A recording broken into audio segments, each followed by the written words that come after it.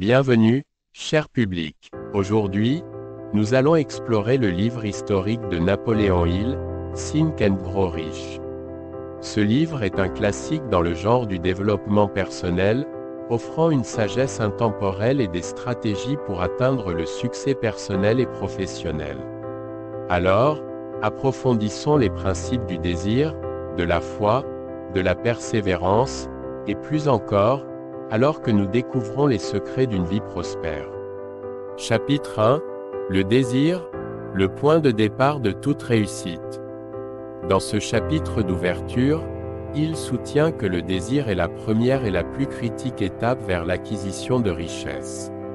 Il postule qu'un désir ardent, combiné à la foi et à la persévérance, peut surmonter tous les obstacles à la réalisation de ses objectifs. Principaux enseignements de ce chapitre: cultivez un désir ardent pour vos objectifs. Ce désir sert de base à votre cheminement vers le succès. Chapitre 2. Foi, visualisation et croyance dans la réalisation du désir. Ici, il explique que la foi est un état d'esprit qui peut être induit ou créé par une affirmation ou des instructions répétées à l'esprit subconscient. La visualisation et la croyance en la réalisation du désir rendent l'objectif plus accessible. Principaux enseignements de ce chapitre: développez une foi inébranlable en votre capacité à atteindre vos désirs et pratiquez la visualisation pour rendre vos objectifs plus tangibles. Chapitre 3. Autosuggestion, le moyen d'influencer le subconscient. Il présente l'autosuggestion comme un outil pour influencer l'esprit subconscient, le dirigeant vers la réalisation de votre désir. Il met l'accent sur le pouvoir de l'affirmation positive et du discours intérieur pour aligner votre subconscient sur vos objectifs.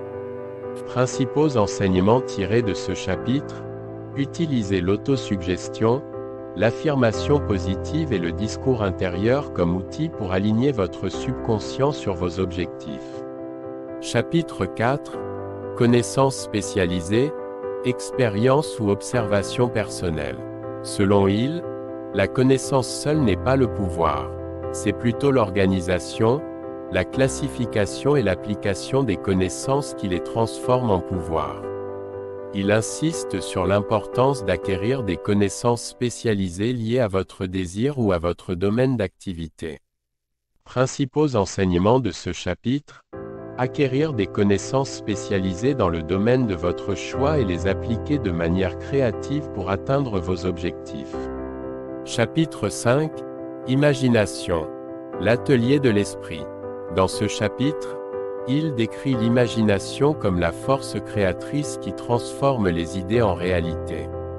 Il divise l'imagination en synthétique et créative, cette dernière étant le conduit direct des intuitions et des inspirations de l'intelligence infinie.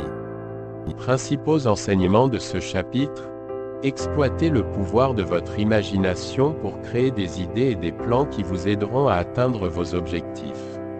Chapitre 6. Planification organisée, la cristallisation du désir en action. Il insiste sur la nécessité d'une planification détaillée et organisée comme moyen de transformer le désir en son équivalent monétaire. Il fournit des étapes détaillées sur la façon de créer et de mettre en œuvre un plan pratique. Principaux enseignements de ce chapitre: créez un plan détaillé et organisé pour transformer vos désirs en actions concrètes. Chapitre 7. Décision, la maîtrise de la procrastination.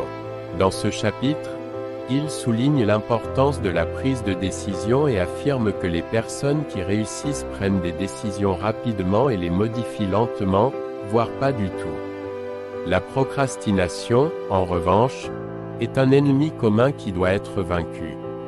Principaux enseignements de ce chapitre: prenez des décisions rapidement et respectez-les pour surmonter la procrastination et atteindre vos objectifs. Chapitre 8. La persévérance, l'effort soutenu nécessaire pour induire la foi. Il identifie la persévérance comme un facteur critique dans la transformation du désir en son équivalent physique ou monétaire, expliquant que la persévérance peut être développée grâce à la volonté. Principaux enseignements de ce chapitre: développer une forte volonté de persister dans vos efforts, malgré les défis et les revers. Chapitre 9: le pouvoir du mastermind, la force motrice.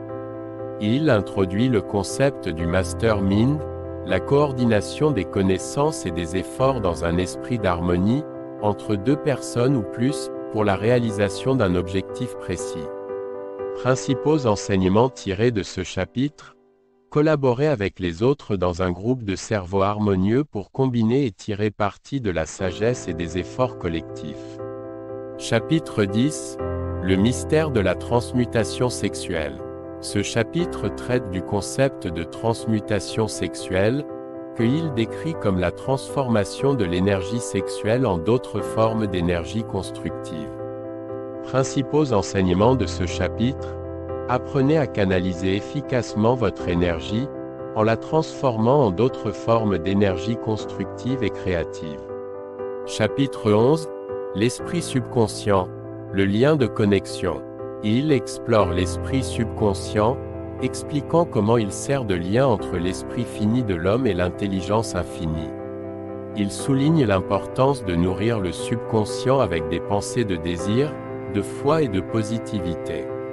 Leçon clé de ce chapitre: utilisez l'esprit subconscient comme un pont vers l'intelligence infinie, en le nourrissant de pensées de désir, de foi et de positivité. Chapitre 12: le cerveau, une station de diffusion et de réception pour la pensée. Il conclut par une discussion sur le cerveau humain, le présentant à la fois comme une station de diffusion et de réception pour la vibration de la pensée. Il suggère que grâce à la loi d'attraction, nous pouvons attirer les ressources et les opportunités dont nous avons besoin pour réaliser nos désirs. Principaux enseignements de ce chapitre: utilisez votre cerveau comme une station de diffusion pour attirer des ressources et des opportunités qui correspondent à vos désirs et à vos objectifs. Conclusion: le chemin de la richesse. Think and Grow Rich de Napoléon Hill propose des étapes et des principes pratiques pour l'accomplissement personnel. Ce classique intemporel met l'accent sur le pouvoir du désir, de la foi et de la persévérance, tout en soulignant l'importance d'acquérir des connaissances spécialisées, de prendre des décisions et de collaborer avec les autres. En appliquant ces principes, vous pouvez tracer votre chemin vers la réussite personnelle et financière. Et voilà, une exploration concise de Think and Grow Rich de Napoléon Hill. En conclusion, réfléchissez à ces principes et appliquez-les dans votre vie. N'oubliez pas que le voyage vers la richesse commence par un fort désir et passe par la persévérance, la foi et une planification éclairée. Merci de vous joindre à nous pour explorer ces principes puissants. Si vous avez aimé ce résumé, aimez, partagez et abonnez-vous à notre chaîne. N'hésitez pas à laisser vos réflexions et recommandations dans la section des commentaires ci-dessous. À la prochaine pour une autre aventure littéraire.